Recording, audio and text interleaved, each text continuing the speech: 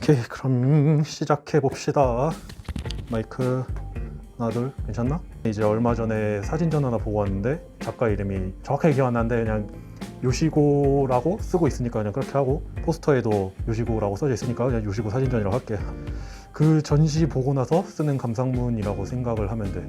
그러니까 그날은 비가 오긴 했지만 그렇게 많이 오진 않아서 크게 문제될 건 없었는데, 습해가지고 불쾌 지수가 높았다는 게 가장 큰 문제였지. 그런데 이제 거기가 오픈한 지가 얼마 안 돼서 그런지 한 대기 인원이 되게 많아가지고 1시간에서 1시간 반 정도 기다려달라고 해서 근처 카페에 커피를 마시러 갔어. 근데 거기가 내가 거의 한 4년? 5년 전에 한번 갔었는데 되게 마음에 들었던 카페였는데 나중에 그 기억이 안 나가지고 다시는 못 갈 줄 알았는데, 근데 그때 그 카페를 찾게 돼서 거기를 간 거지. 그래서 거기 다시 가려고 나중에 쿠폰까지 받아가지고 나왔고, 이제 나중에 또 거기 근처 가면은 거기 갈 것 같아. 아무튼 그 뒤로 이제 한 1시간 정도 지나고 입장 알림 카톡으로 받아가지고 티켓 내고 열 재고 손 소독하고 이제 입장을 했지. 네, 전시를 보려면 입장하자마자 2층으로 올라가야 했는데, 근데 사람이 진짜, 내가 그렇게 사람 많은 전시장 진짜 오랜만에 봤는데, 그래도 뭐 전시장 분위기 자체는 통유리인데다가 햇빛을 좀 잘 받는 시간대에 가가지고 시간도 괜찮았고, 그리고 전시장도 꽤 넓어서 좀 쾌적해 보였어.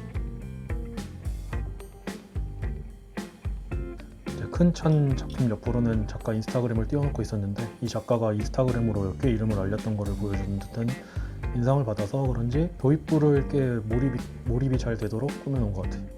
근데 이제 들어가자마자 좀 쾌적해 보였다라고 생각을 하고 오른쪽으로 바로 돌면은 전시가 시작이 되는데, 돌자마자 전시 순서에 따라서 줄이 서 있고, 예전에 뭐 한번 봤었던 것 중에 줄이 그렇게 길었던 거를 본 적이 없는 것 같아. 내가 사람 많은 거 별로 안 좋아하는데 그래도 뭐 어쩌겠어, 돈 내고 들어왔으니까 봐야지.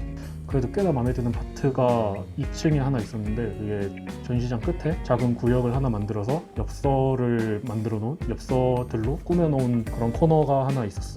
근데 거기는 사진도 사진이었는데 솔직히 사진보다는 그거를 담아놨던 엽서장이라 그래야 되나? 그게 좀 마음에 들어가지고 나중에 한번 만들어 보려고. 그거 지나가면은 바로 옆에 이제 작가 인터뷰하는 영상 재생하고 있는데, 그게 그렇게 길진 않고 한 3분에서 5분 정도 재생하고 있으니까 좀 사람이 많이 없어서 여유가 있으면은 그 앞에 앉아있는 사람들이랑 앉아가지고 영상 보는 것도 되게 좋을 것 같아.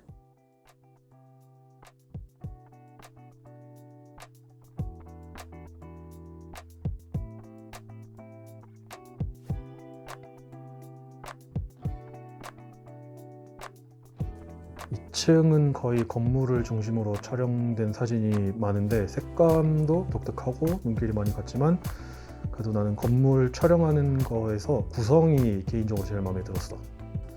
왜냐면 그게 건물에서 좀 기하학적인 요소를 잘 발견을 해가지고 좀 시간대라든지 아니면 잘 주물러진 그런 빛을 평면 형태인 사진에서 규칙적인 그런 패턴을 만드는 게, 그게 아마 2층 사진들 중에서 가장 인상적이었던 구성 요소였던 것 같아. 그리고 나서 이제 3층으로 이동했지. 3층은 이제 여행지를 주제로 기획되어져 있는데, 크게 미국이랑 스페인, 두바이, 일본 이렇게 4코스로 나뉘어져 있고, 개인적으로 3층이 재밌었던 게 제일 많았던 것 같아.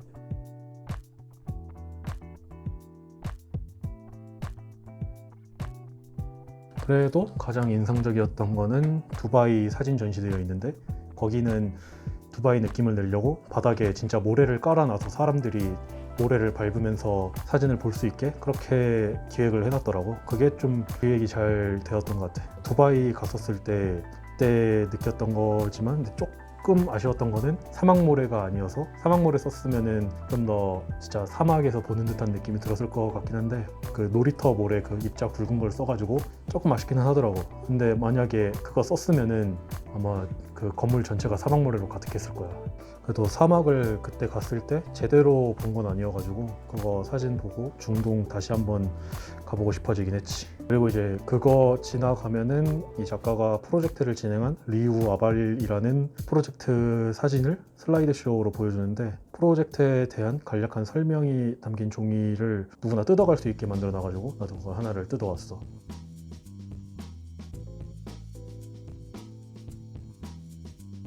그거를 이제 한번 살짝 읽어줄 텐게 한번 들어보소.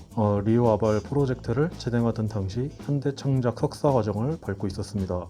사진과 콘셉트를 새로운 관점으로 접근해 보기로 했어요. 역사와 사람들에게 주목한 첫 시도였죠. 마침 고향을 떠나 바르셀로나에 정착하고자 했던 때라 먼저 그곳을 탐험해 보기로 했습니다. 도시 외곽을 살피기 위해 지하철 노선 종점을 따라 표류하며 정처 없이 떠돌던 중 료브레카트 강에 도착한 순간 특별하고 강력한 연결 교류가 느껴졌어요. 내가 석사 과정 중에 이거 했다는 거는 대학원생 때 했다는 건데 이거 우리나라에서 이런 거 할 수 있냐? 모르겠다. 아무튼 간에 그 뒤로 마지막 층인 4층으로 올라왔어. 4층은 관광지에 대한 작품들이 이제 전시되어 있었는데 층고가 높고 가장 넓은 구역에 전시되어 있어서 그 전시에 아마 간판 구역이지 않았을까.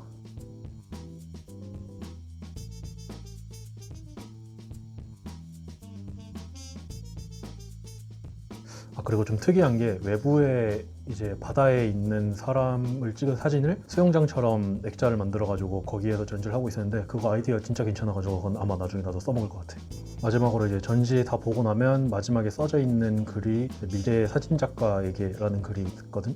영상이 어두워서 아마 안 보였을 거니까 여기서 내가 다시 한번 말을 하자면 사진은 예술 중에서도 아주 드물게 타고난 재능이 필요 없는 분야입니다. 요즘은 카메라를 가진 모두가 사진작가죠. 기술적으로 서툴더라도 괜찮습니다. 오히려 그 부족함이 장점이 될 수도 있고요. 다만 중요한 건 정말 사진을 사랑해야 한다는 겁니다. 그러니 본인에게 솔직하고 오직 자기 자신의 것에 충실해야 합니다. 또 돈을 생각하지 않고 일해야 돈이 들어오는 법이라 항상 마음을 굳건히 먹어야 해요. 자신이 좋아하는 것을 밀고 나가며 멈추지 않는 것이 개인적으로 성장할 수 있는 유일한 길입니다. 앞으로 나아가는 과정을 겪어야 배울 수 있고 계속 발전합니다. 열정을 가지고 인내심을 가지세요. 이 두 가지가 있어야 사진의 세계에서 멀리 나아가 목표를 이룰 수 있습니다. 그래서 뭐 항상 내가 말한 거 알지? 판단은 개인이 해야 되는 거.